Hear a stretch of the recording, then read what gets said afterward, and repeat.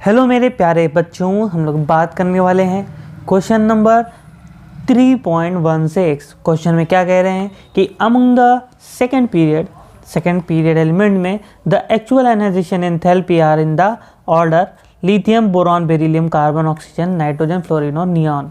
यानी अगर हम लोग सेकेंड पीरियड में जाएं तो आयनाइजेशन एंथैल्पी का ऑर्डर ये होता है। ठीक है, तो एक्सप्लेन करना है हमें कि बेरिलियम की बोरॉन से आयनाइजेशन एंथैल्पी क्यों ज़्यादा है। देखिए, बेरिलियम की जो आयनाइजेशन एंथैल्पी है वो बोरॉन से ज़्यादा है। ठीक है, फिर सेकंड चीज़ हमें बताना है कि ऑक्सीजन की आयनाइजेशन एंथैल्पी नाइट्रोजन और फ्लोरीन से कम क्यों है। ये रहा ऑक्सीजन, ये रहा नाइट्रोजन और फ्लोरीन। नाइट्रोजन और फ्लोरीन से पहले ऑक्सीजन क्यों है, इसकी आयनाइजेशन एंथैल्पी नाइट्रोजन और फ्लोरीन से कम क्यों है। दोनों ही रीज़न को हम लोग एक्सप्लेन करेंगे। उससे पहले आप चैनल को सब्सक्राइब कर दीजिए और वीडियो को लाइक कर दीजिए। चलिए, पहला रीज़न हम लोग एक्सप्लेन करते हैं कि beryllium has higher ionization enthalpy than boron. ऐसा क्यों होता है, देखिए, अगर हम बेरिलियम का इलेक्ट्रॉनिक कॉन्फ़िगरेशन लिखें, इलेक्ट्रॉनिक विन्यास लिखें, बेरिलियम का एटॉमिक नंबर होता है 4, यानी 1s2 2s2। जबकि अगर हम लोग बोरॉन की बात करें तो बोरॉन का एटॉमिक नंबर होता है 5, 1s2 2s2 2p1। ठीक है, अगर हम 2s की बात करें, पहले हम देखते हैं कि एटम का स्ट्रक्चर कैसा होता है। तो एटम के बीच में क्या होता है, न्यूक्लियस होता है। न्यूक्लियस में कौन होते हैं, प्रोटॉन और न्यूट्रॉन होते हैं। बाहर कौन मूव करता रहता है, इलेक्ट्रॉन मूव करता रहता है, चक्कर लगाता रहता है। तो यहाँ इलेक्ट्रॉन क्या करता रहेगा, मूव करता रहेगा। अगर हम बात करें शेल की, तो जितने शेल होते हैं उसमें उतने ही क्या होते हैं, सब शेल होते हैं किसी एटम में। हर शेल के अंदर जो शेल नंबर होता है उसमें उतने ही क्या होते हैं, सब शेल। जैसे पहला शेल अगर है तो इसके अंदर एक सब शेल होगा, कौन सा, एस। दूसरा शेल है तो इसके अंदर एस भी होगा और पी भी होगा। तीसरा शेल है तो अगर उसमें एस भी होगा, पी भी होगा और डी भी होगा। ऐसे चौथा होगा तो एस भी होगा, पी भी होगा और डी भी होगा और एफ भी होगा। तो अगर हम बात करें कि जो पहला इलेक्ट्रॉन जाता है, पहले इलेक्ट्रॉन जो भी जाएगा वो कहाँ जाएगा, हमारा एस में जाएगा। कोई भी शेल हो अगर होगा, उसका पहला इलेक्ट्रॉन जो जाएगा वो सबसे पहले एस सब शेल में जाएगा। तो एस सब शेल जो होता है वो न्यूक्लियस के ज़्यादा नज़दीक होता है। जब ज़्यादा नज़दीक होता है तो न्यूक्लियस इलेक्ट्रॉन पर अट्रैक्शन फोर्स जो अप्लाई करता है वो बहुत ज़्यादा अप्लाई करता है। जब अप्लाई ज़्यादा करेगा, अब देखिए, मान लीजिए, सपोज करिए ये इलेक्ट्रॉन है, देखिए ये इलेक्ट्रॉन है, अभी इसको आपको निकालना है और न्यूक्लियस क्या कर रहा है, इसको तेज़ी से बांधे, तेज़ी से कह रहा है हम नहीं निकालने देंगे। तो अगर इस इलेक्ट्रॉन को निकालना है तो उसको निकालने के लिए क्या चाहिए होगी, हमें ज़्यादा एनर्जी चाहिए होगी। न्यूक्लियस अपनी तरफ खींच रहा होगा, आप निकालना है, हमें एनर्जी दे रहे हैं हम, तो एनर्जी देंगे जब हम ज़्यादा एनर्जी लगाएंगे इसके ऊपर, ज़्यादा एनर्जी हम देंगे।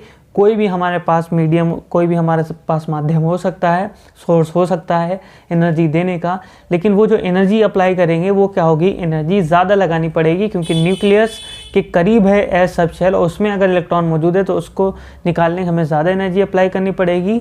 और उसी एनर्जी को हम क्या कहते हैं, आयनाइजेशन एंथैल्पी, राइट। तो इलेक्ट्रॉन बेरिलियम में कहाँ है, 2s में, तो s नज़दीक होता है न्यूक्लियस के, तो यहाँ से इलेक्ट्रॉन निकालने के लिए ज़्यादा एनर्जी लगेगी। जबकि यहाँ पर कहाँ है इलेक्ट्रॉन, 2p में, बाद में इलेक्ट्रॉन जाएगा 2p में। तो पहला रीज़न देखिए कि इलेक्ट्रॉन 2p में जा रहा है, s के बाद में जा रहा है, तो पहली बात तो है कि न्यूक्लियस से थोड़ा दूर हो गया। दूसरी चीज़ आप देखिए, इलेक्ट्रॉन जब p में जाएगा तो इसे सामना करना पड़ेगा, ये जो इसके s हैं, s जो इलेक्ट्रॉन है उनके रिपल्शन का भी इसको सामना करना पड़ेगा। ये s वाले इलेक्ट्रॉन इस p के इलेक्ट्रॉन पर रिपल्शन भी अप्लाई करेंगे। पहला तो इसके साथ नुकसान ये हो गया कि ये दूर चला गया न्यूक्लियस से। दूसरा ये नुकसान हो गया कि अंदर s में इलेक्ट्रॉन चले गए, वो s वाले इलेक्ट्रॉन इसको क्या करेंगे, कहेंगे जाओ भैया यहाँ से बाहर जाओ। वो इलेक्ट्रॉन एक दूसरे पर क्या डालेंगे, रिपल्शन लगाएंगे। तो इसीलिए 2p से इलेक्ट्रॉन बड़ी ईजिली क्या हो जाएगा, रिमूव हो जाएगा। ठीक है, तो ये तो हो गया हमारा एक्सप्लेनेशन। अब इसे लिखेंगे कैसे वो ज़रा देख लेते हैं। तो लिखा हुआ है कि during the process of ionization the electron to be removed from beryllium atom is a 2s electron. Beryllium में हमें इलेक्ट्रॉन निकालना है तो 2s इलेक्ट्रॉन को निकालना पड़ेगा हमें। Whereas the electron to be removed from boron atom is 2p electron, जबकि 2p इलेक्ट्रॉन हमें निकालना पड़ेगा बोरॉन में। 2s electron are more closer to a nucleus से ज़्यादा नज़दीक होंगे than 2p electron, hence 2s electron are more strongly attached to nucleus, इसलिए न्यूक्लियस से ज़्यादा क्लोजली अटैच्ड होंगे। This is the reason for beryllium has higher ionization enthalpy than boron. और ये वो रीज़न है जिसकी वजह से बेरिलियम के जो आयनाइजेशन एंथैल्पी होगी वो हायर होगी दैन बोरॉन। समझ में आया? देन नेक्स्ट हम देखते हैं, हमारा सेकंड क्वेश्चन कह रहे थे कि ऑक्सीजन की जो आयनाइजेशन एंथैल्पी है वो नाइट्रोजन और फ्लोरीन से कम क्यों है। तो इसको भी हम लोग एक्सप्लेन करते हैं। पहले देखिए, ऑक्सीजन का पहले हम इलेक्ट्रॉनिक कॉन्फ़िगरेशन अगर देखें, ऑक्सीजन का एटॉमिक नंबर होता है 8, इलेक्ट्रॉनिक कॉन्फ़िगरेशन क्या हो जाएगा 1s2 2s2 2p4। जबकि अगर हम लोग बात करें नाइट्रोजन की, एटॉमिक नंबर होता है 7, 1s2 2s2 2p3 हो जाएगा। बात अगर हम लोग करें फ्लोरीन की, एटॉमिक नंबर होता है 9, 1s2 2s2 और 2p5। क्वेश्चन पर फोकस करते हैं। कह रहे हैं कि ऑक्सीजन की आयनाइजेशन एंथैल्पी इन दोनों की आयनाइजेशन एंथैल्पी से कम क्यों है। ठीक है, तो देखिए एक बात पहले तो कि हमें अगर नाइट्रोजन से इलेक्ट्रॉन निकालना है तो वो कहाँ से निकालना पड़ेगा 2p3 से।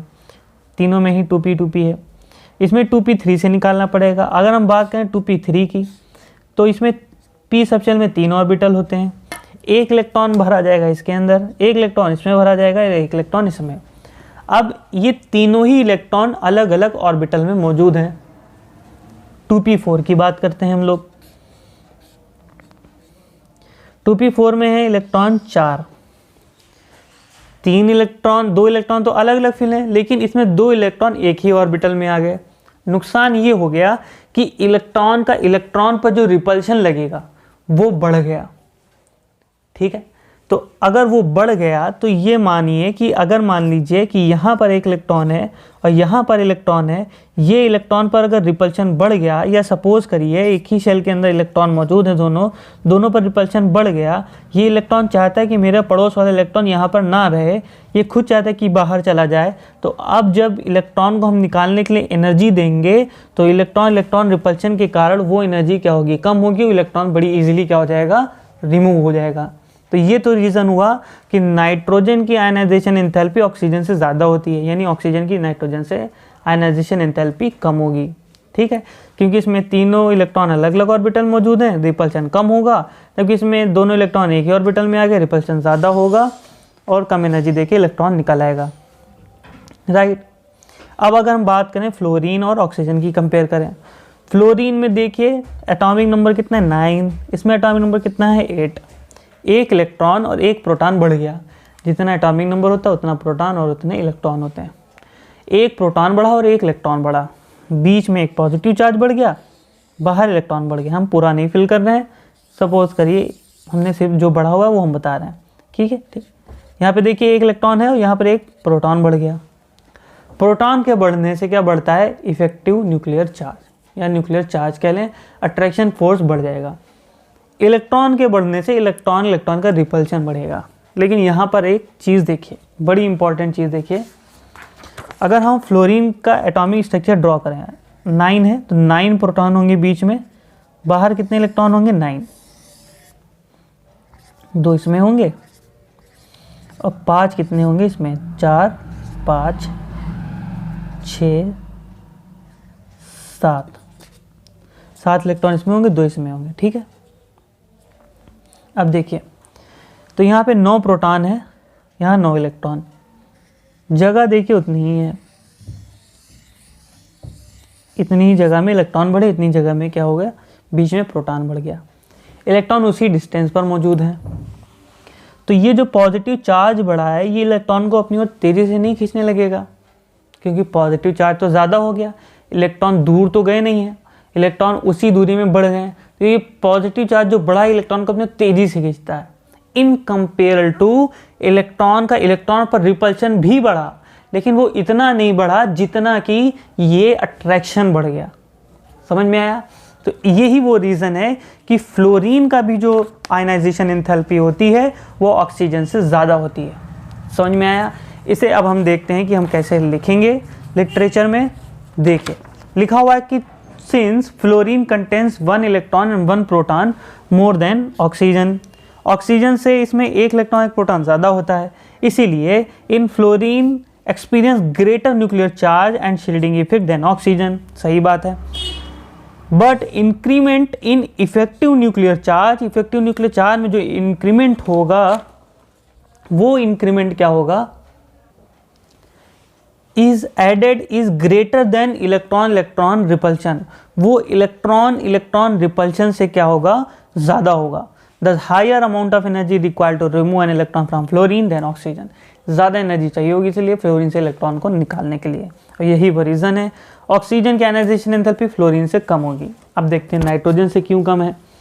In nitrogen last electron is present in 2p3 में मौजूद है, जिसमें तीनों इलेक्ट्रॉन अलग अलग ऑर्बिटल में है। In which 3 electrons are present in different orbitals. In oxygen last electron is present in 2p4 in which 2 electron are present in same orbital, जिनमें से दो इलेक्ट्रॉन जो होंगे सेम ऑर्बिटल में होंगे। यही वो रीज़न है, this results in increased electron repulsion, जिसकी वजह से इलेक्ट्रॉन रिपल्शन बढ़ जाएगा। Hence less amount of energy required to remove electron, इसलिए हमें कम अमाउंट ऑफ एनर्जी इलेक्ट्रॉन को निकालने के लिए लगेगी। यही वो रीज़न है, oxygen has lesser ionization enthalpy than nitrogen. ठीक है, इसीलिए नाइट्रोजन की जो आयनाइजेशन एंथैल्पी होगी वो ऑक्सीजन से ज़्यादा, यानी ऑक्सीजन की आयनाइजेशन एंथैल्पी नाइट्रोजन से कम होंगी। होपफुली आपको दोनों ही एक्सप्लेनेशन समझ में आए हो। अगर वीडियो समझ में आई हो तो चैनल को सब्सक्राइब कर दीजिए और वीडियो को लाइक कर दीजिए। बहुत बहुत धन्यवाद।